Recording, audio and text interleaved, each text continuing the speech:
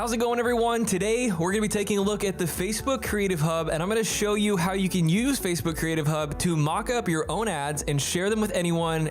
You can even experience this as if it was live. That way you can test and create different ads and share them to your own ad manager without having to worry about whether or not it's going live or you're spending ad dollars. So this is the ultimate playground sandbox. It lets you build your own ads in an awesome environment, and you have every format at your fingertips. So guys, I wanna take you through everything that is in the Creative Hub and show you how to create your own ads, talk through what makes some ads convert and what makes some ads not convert, and then I'm going to show you how you can import your ads that you've built along with me into your actual ad account. All right, guys, let's get started.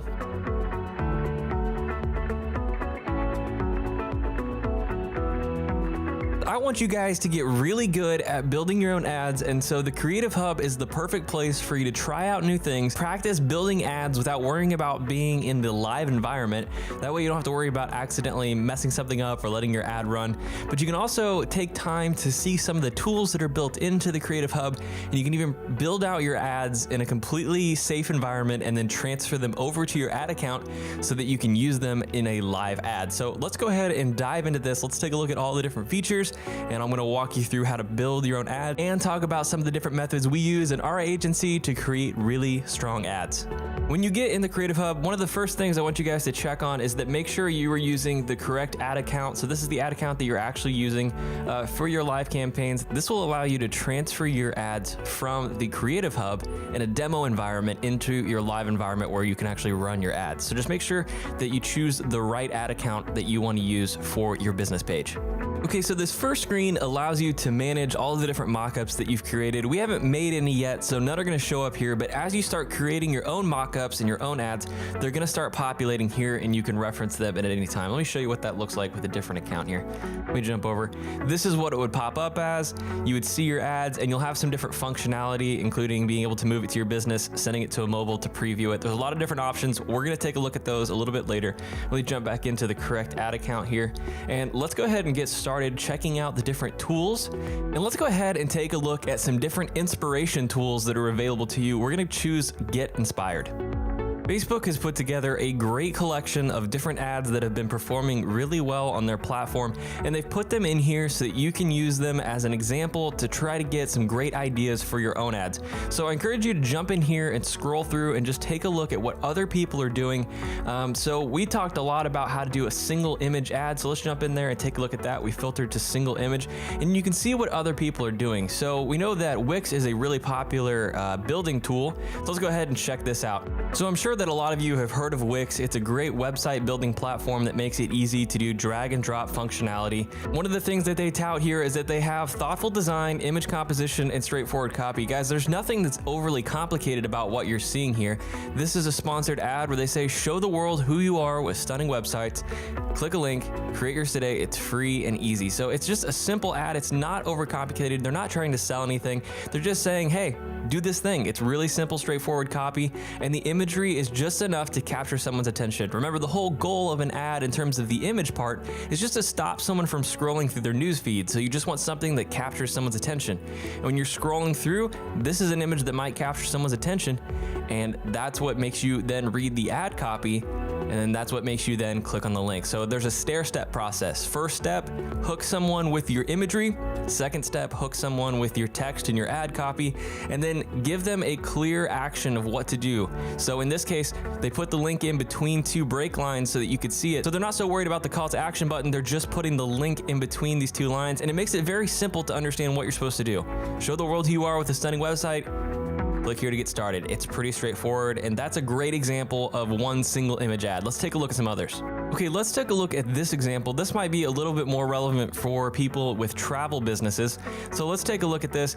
This copy does something a little bit different. It's more of a diary style, and it actually tells a little bit of a story. So you have a picture here, and the artistic styling of this image is just pretty straightforward, simple leading lines that draw your eyes in and focus on a single image. And so obviously that they're focusing on the brand and the clothing line here. So when you have that image, that's the same concept as any other artwork, any other ad. You're just trying to stop someone from scrolling long enough to capture their attention, and you see, hey, this guy looks pretty good, and he looks pretty good in a suit, and then you start reading. And that's the whole hook. The first hook is the image. It stops someone from scrolling. The second hook gives them ad copy that they can start to look at and learn more about what it is they're seeing. And in this case, this tells a story in a diary style. So this pic was taken and it just goes ahead and tells a story. You guys have special stories about your own business. So I encourage you to show photos of you participating in your own business, taking advantage of the lifestyle that is associated with your business, and just telling the story in a unique way that is special to you. People who resonate with that are going to be the people that connect to you. And of course, you always want to have a clear, straightforward call to action at the end of that, and just tell people what to do. Tell people, click the link, learn more, or they can connect with you. It's not always about making a sale from an ad. You have to remember that. We can also encourage people to just follow us on Facebook. You can ask people to send you a message so that they can interact with you and your chatbot. There are a lot of different options, and the reason that you want to segment this and the reason that you want to think about things in a stair-step way is that not everybody is going to buy straight from an ad. And it's really important that everyone understands that not everyone will buy from an ad. In fact, most people won't buy straight from an ad unless it's something really simple, like a low-cost purchase that's just easy to get and on its way, and it's something that sends in the mail, usually a product. But if we're talking about like subscriptions, for example, or joining your downlines, that takes a little bit more of a commitment. And so what you want is to capture people that are interested in your story and that will follow you and continue to engage with you so that you can warm them up to who you are, your culture, and then making that invitation to become part of your team, become part of your business is much simpler. And so this is a great way to do it, using captivating imagery that captures your attention, stops the scroll, and using something like a diary style copy, something that tells a story. This is a great example of a single image ad. So as you can see, all of these single image ads focus heavily on the artwork itself because it's really important that that image stops the scroll, makes people read your copy, and then asks them to do a specific thing, or at least gives them the information. So in this example here, PBS just wants you to know that this particular show returns on June 16th. And this is all that they want you to do because they want you to tune into the show, which is offline, or at least not something that you can give access to through Facebook. So they just tell you to go somewhere else and do something. They just want you to become part of the watching audience. And that's another part that I want to bring up. Every call to action doesn't always need to be the same thing. So you don't always need to go selling someone. It doesn't need to be like, go buy, go do this, go do this, go do this. You don't have to use the same call to action every time. You can see in this example, there are a variety. This one doesn't have a specific call to action because it's asking to someone to do something offline. This example wants you to actually shop, so there's a perfect example of somebody wanting to shop now. What about if you just want to sign up and become part of your mailing list, or you want to follow someone's culture? You can easily invite people to like your page in that same way. And of course, you can ask people to learn more. You can ask people to get started with a trial or just to explore more on your website. And there are a lot of different options in that way. So that's what single images look like. Let's go ahead and take a look at some of the other different format types and see how we can take some of the concepts we've just learned and apply them to other formats. Now, I understand that not everyone has the ability to create video content. As we can see, if we take a look at some of this video content, a lot of this is very highly produced, and not everybody has that skill set. I mean, if you have it, go for it. I mean, there's absolutely no reason not to. Video is an extremely attractive and high converting way of engaging with people. So if you can do it, do it. But I want to show you what you can do with just simple imagery and using some of the other Facebook tools that don't require complex video editing. So let's go ahead and take a look at this. I'm going to back out for just 1 second. Let's take a look at a slideshow. So slideshows are essentially videos, but they're just made using pictures. And actually several people who have already taken the course have had great success using this tool to create basically videos. And so let me share with you how you can make slideshows and start running that content in your ads instead of just a single photo. Really, when you think about it, slideshows are not much different than a single image, except for there's an animation element to it. So if you can see here, this sock example, all this creator has done is just added multiple images of the same sock with different displays. And you can see that when it sequences them one after another, it creates a video, but it essentially just looks like images changing.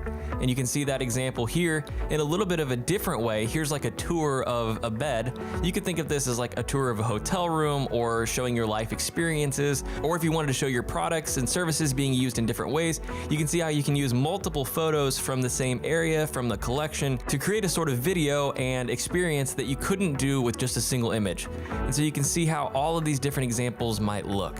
Now, when it comes to the call to action, your thought process should be the same. You're still taking your image and you're using it to capture someone's attention. Maybe now you have a slightly better chance of capturing someone's attention because you have an animated moving image on screen, but you're still using that to stop the scroll, to stop someone from blasting through their newsfeed, or to capture their attention, and then you're inviting them to read your ad copy. And that's why ad copy is so important, and we're gonna talk more about that here in just a little bit. But you can see that in all of these examples, the ad copy is relatively simple. It's not asking too much of someone. It's just enough to capture someone's attention to get them to do the next thing. So for this example, this is showing this particular fashion clothing line, and it's just showing off the products in multiple different ways with some nice headlines and nice ad copy that's just asking you to shop now. That's a pretty straightforward example. That's probably the simplest one. But then you can have some more creative options like say goodbye to grumpy mornings with the most comfortable mattress in the world. So you're creating some sort of a promise, and a bold promise that invites people to look more into what you're offering. So a sophisticated collection built for the fashion curator with street appeal. It's just an interesting way of writing ad copy that makes you think. It basically scratches that curiosity part of the brain that makes you want to look more into what they're offering. If you give everything away right up front, you might lose interest of the people who are looking at your ad. So you want to give them a stair-step process to take them on a journey. So first you're using the image to capture their attention. Next you're using ad copy to spark that interest and ask them to do something specific. Go somewhere, engage. If it's just that you want someone to follow your Facebook page, ask them to do so. If you want people to go check out your website, tell them to do so. If you want people to share, like, comment, and engage with you, ask them to do so. Be very specific about what you want people to do once you've captured their attention with your ad copy. Okay, guys, so let's go ahead, take a look at all of the different ad formats, some of the specificities, and we'll actually get closer towards building your own ads. When it comes to creating content, I know that there can be a lot of questions in terms of how you should format your different artwork, images, whether you're using video or you're doing some interactive content, or you're just using specific images. How do you format it? How do you create it? What's it gonna look like when it displays? Well, inside of the Creative Hub, there is a View Formats option that will let you see all the different formatting requirements and ad guidelines, and you can even start creating mockups and view examples right here inside of this view. So earlier we were talking about slideshows, so let's jump down to this, and you can see what a slideshow would look like. And so a slideshow is all about connecting with your audience to just a few frames. You can actually build a video basically using images. And so the recommended length for that is going to be 15 seconds. And that's pretty simple math. If we know that we want to fill 15 seconds with images that last 3 seconds long, we're going to need at least 5 images. So 5 to 6 images would make a perfect slideshow. And the recommended aspect ratio will be 4:5. And of course, when you're building your own ad, and we'll show this a little bit later, you can crop your images to meet that aspect ratio. And we'll get into that in just a little bit. Let's take a look at the image requirements really quick.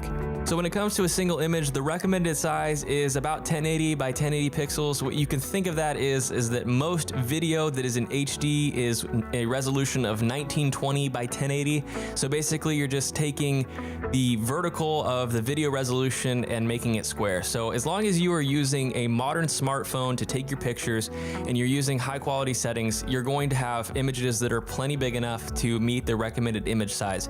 And another thing here is that Facebook really doesn't want you to go oversaturated in text, so no more than 20% text in your images, and this actually includes any ad that you're creating on Facebook. And if you have questions of whether or not your ad has too much text, you can use the tools here to do video testing and image text check. And so what that will make sure is that your image is compliant with Facebook's advertising guidelines so that you don't end up getting an ad that displays in a reduced format, meaning that it doesn't go out to as many people as you would like because Facebook is essentially throttling it. So that's not good. That's your ad dollars going to waste. So make sure that if you have any questions on whether or not you have too much text in your actual ad image, that you come in here and test those before you run your ads.